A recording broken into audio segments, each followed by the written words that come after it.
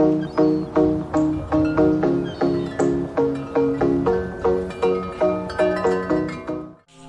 আশায় সম্পত্তি অন্যায়ভাবে বৃদ্ধি করার লোভ লালসা ছাড়ুন, কারণ মৃত্যুর পরে কিছুই সঙ্গে যাবে না। নমস্কার, কেমন আছেন সবাই? হালকা বাস্তব ইউটিউব চ্যানেলে সকলকে স্বাগত জানাই। প্রিয় বন্ধুগণ, এখন সোশ্যাল মিডিয়া এবং ফেসবুক, ইউটিউব কত কিছু সুবিধা মানুষের, যা মানুষ হাত বাড়ালেই মুঠোফোনের সাহায্যে অনেক কিছু দেখতে পারে, জানতে পারে। তো দুদিন আগে আমি একটা ফেসবুক পেজে কমেন্ট করেছিলাম। সেখানে অনেক মানুষ আমাকে সম্মতি জানিয়েছেন, ভালো কিছু তারা কমেন্ট করেছেন। তো সেই সূত্রে আমি একটা ভিডিও আলোচনা করতে চাই। আজ হালকা বাস্তব ইউটিউব চ্যানেলে নতুন করে আপনাদেরকে স্বাগত জানাই। একটা বাচ্চা, শিশু কন্যা, মেয়ে, সে কিন্তু কার্তিক ঠাকুর, আমাদের হিন্দু ধর্মের দেবতা কার্তিক ঠাকুর, তাকে কিন্তু ভালোবেসে আদর করে শিশুসুলভ মন, মানে সরলতা, ভক্তি ভরে তাকে আহ্বান করছে যে আপনি বা তুমি আমার পরিবারের সদস্য হও, আমার ভাই রূপে চলে আসো, আমরা একসাথে খেলবো, মাম খাইয়ে দেবে। বাচ্চাদের যেমনটা হয় আর কি, সরলতা, সরল মন। তাই সেখানে একটা কমেন্ট করেছিলাম, আমি স্ক্রিনশট আপনাদেরকে দেখাই। দেখুন, আপনারা নিশ্চয়ই স্ক্রিনশটটাকে ফলো করতে পারছেন। এই যে দেখুন, এখানে অনেকে অনেক রকম কমেন্ট করেছেন, তবে সবগুলোই পজিটিভ।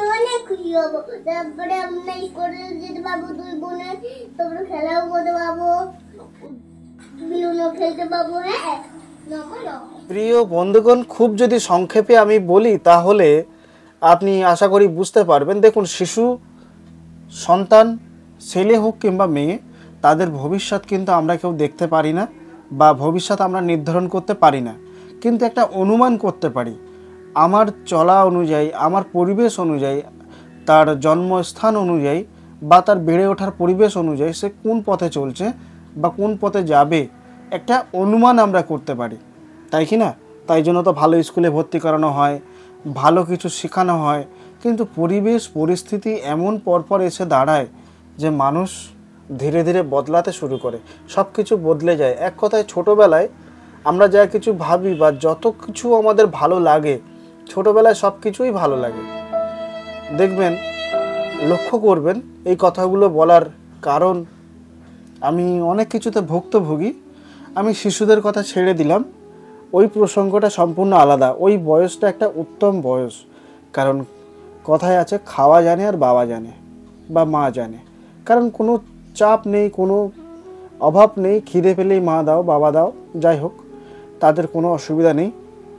এবার আসি যে প্রসঙ্গ, সেটা হলো, আমরা প্রায় ক্ষেত্রে লক্ষ্য করেছি বা লক্ষ্য করা যায়, ছেলে মেয়ে যখন একটা পিতামাতার জন্ম দেওয়ার পরে তারা যে স্বর্গীয় সুখ বা আনন্দ উপভোগ করে, সেটা যাদের সন্তান হয়েছে তারা জানে বা উপলব্ধি করতে পারবে।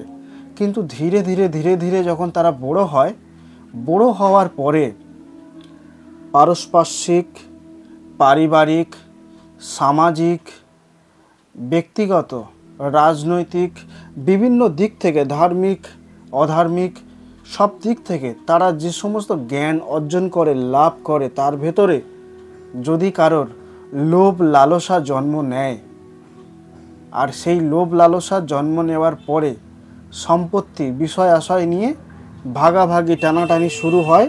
কখন? যখন তারা অ্যাডাল্ট বা হয়ে যায়, যখন তাদের বয়স 18 বছর আপ হয়ে যায়, ধীরে ধীরে তাদের ভেতরে এই জিনিসগুলো লক্ষ্য করা যায়। এটা আমার, ওটা আমার, এটা বাবার সম্পত্তি, আমি কেন পাবো না? তো এক একটা পরিবারের ব্যাপার এক এক রকম।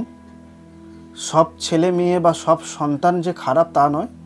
অনেকেই আছে যে আমার ভাইটা একটু বোকা টাইপের, ভাই বউ অনেক চালাক, আমি তাহলে কি করব, আমার সম্পত্তি আমি ভাগ নেব, ভাইয়ের ছেলে মেয়ে যখন বড় হবে ওদেরকে আবার আমি ফিরিয়ে দেবো, এমনও দেখা যায়।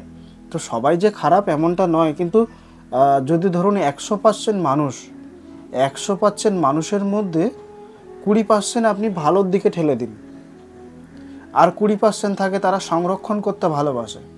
যেমন ধরুন আমার বোনটা বোকা আছে, ঠিক আছে আমি এখন নিয়ে রেখে দিই, আমি পরে বোনের ছেলে পুলে বা বোনকে পরে আমি আস্তে করে দিয়ে দেবো, এখন দিলে জামাইবু খরচা করে ফেলবে বা নষ্ট করে ফেলবে, বেচে উড়িয়ে দেবে। তো এরকম হয়। আচ্ছা তাহলে 20% এদিকে 20% এদিকে বাদ দিন, তাহলে 40%, তাহলে 60%। 60%-এর ভেতরে এই 60% মানুষ এখন হয়ে গেছে লোভী, হিংস্র।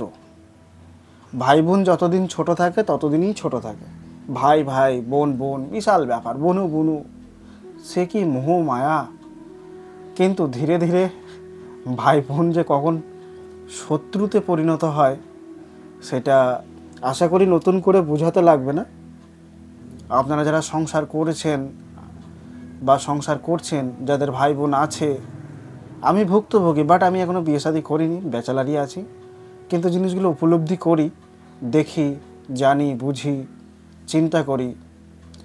বর্তমান যুগ, আমাকে দাও, আমি খাবো, আমি পরবো, আমি সব কিছু করব, আমার সব কিছু চাই চাই।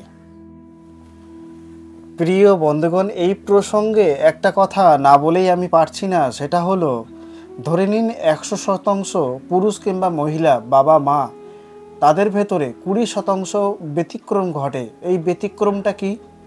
ধরে নিন আপনার বাবা বেঁচে আছে, মা মারা গেছে, এটা হলো 20% হয়, আর 10% হচ্ছে নিজের ইচ্ছায় মৃত্যুবরণ করা, আর বাকি থাকলো 70%। এই 70% দেখা যায় কি হয়, মানে এটা আমি আমার ব্যক্তিগত একটা মতামত বলছি বা ব্যক্তিগত একটা সমীক্ষা, হতে পারে আপনাদের কাছে এটা পার্সেন্টেজটা বেশি হতে পারে, কম হতে পারে। এই 70% পুরুষ বা বাবা তারা কিন্তু মায়ের আগে মারা যায়, অর্থাৎ বাবা বেঁচে থাকতে যে সম্পত্তি ভাগাভাগি করেনি, বাবা মারা যাওয়ার পর এটা নিয়েই কিন্তু একটা বিশাল টানাটানি শুরু হয়, একটা মানে কুরুক্ষেত্র আরম্ভ হয়ে যায়। আর এই কুরুক্ষেত্রের অংশ হিসাবে মাকে ভোগ করতে হয়। মানে মা নিজের চোখে দেখবে 2 ছেলে মেয়ে বা 3 ছেলে মেয়ে যার যতগুলো আছে, তারা নিজেদের মধ্যে মারপিট করছে, পঞ্চায়েত ডাকছে, পাশের বাড়ির লোক ডাকছে, মেম্বার ডাকছে, পঞ্চায়েত ডাকছে। 4 ছেলে মেয়েই বলছে মা তুমিই বলো, আমি কি এটা পাওয়ার যোগ্য নই? আমি কি এটা পেতে পারি না? আমার এটা অধিকার আছে তো নাকি নেই? মা তুমিই বলো। মা কোন দিকে যাবে বলুন? অর্থাৎ যারা বুদ্ধিমান বা চালাক চতুর তারা কিন্তু বেঁচে থাকতে থাকতেই সব কিছু দিয়ে দরকার হলে উইথড্র হয়ে যায়, যে আমার কাছে আর নাই, খেতে দিলে ভালো, না দিলে নেই। তো যাই হোক, সবার বলছি আগে থেকেই ফ্যামিলি ব্যাকগ্রাউন্ড বা ফ্যামিলি অনুযায়ী কিন্তু এগুলো, এই টানাটানি বা একটা কুরুক্ষেত্রের সৃষ্টিটা হয়। প্রিয় বন্ধুগণ, আমি এমনটাও লক্ষ্য করেছি যে ভাই ভাইকে পাগল বানিয়ে দিচ্ছে, ভাই বোনকে, বোন ভাইকে, মানে মানসিক দিক থেকে বা কোনো সর্বদিক থেকে যার লোভ লালসা যতটা বেশি, সেই অনুযায়ী তাকে ক্ষতি করার চেষ্টা করছে বা করেছে। তো যাই হোক, এই সব কিছু মা বেঁচে থাকলে কিন্তু মাকেই সহ্য করতে হচ্ছে, বা মা বেঁচে থাকাকালীন মাকেই সব কিছু দাঁতে দাঁত চেপে বুকে পাষাণ বেঁধে সব কিছু মেনে নিতে হচ্ছে। কারণ দুষ্টু হলেও সে তার সন্তান, আর ভালো হলেও তারই সন্তান। তো এই বিষয় নিয়ে আমি আলাদা কোনো একটা টপিক আলোচনা করব আগামী কোনো ভিডিওতে। এই বিষয়গুলো কেমন লাগছে অবশ্যই কমেন্ট করে জানাবেন। ভিডিওটি ভালো লাগলে লাইক, কমেন্ট ও শেয়ার করতে ভুলবেন না। আর আরও অনেক কিছু বলার আছে, বাট দেখুন আমিও আপনাদের মতো কর্মব্যস্ত মানুষ, 14 ঘন্টা 15 ঘন্টা করে গাড়ি চালাতে হয়, বিভিন্ন জায়গায় হোম ডেলিভারি করতে হয়, তো সময় মেলে না। মাঝে মাঝে সময় করার চেষ্টা করছি এবং ইউটিউবে মনের কথাগুলো উপড়ে উজাড় করে আপনাদের সঙ্গে গল্প করার জন্য, বা এই ব্যক্তিগত জীবনে ঘটে চলা যে মুহূর্তগুলো পার করে এসেছি সেই জিনিসগুলো আপনাদেরকে শেয়ার করার জন্যই আজ এতগুলো কথা বলা। পরবর্তী কোনো ভিডিওতে অবশ্যই দেখা হবে, কথা হবে। ভালো থাকুন, সুস্থ থাকুন, অন্যকে ভালো রাখুন। ধন্যবাদ।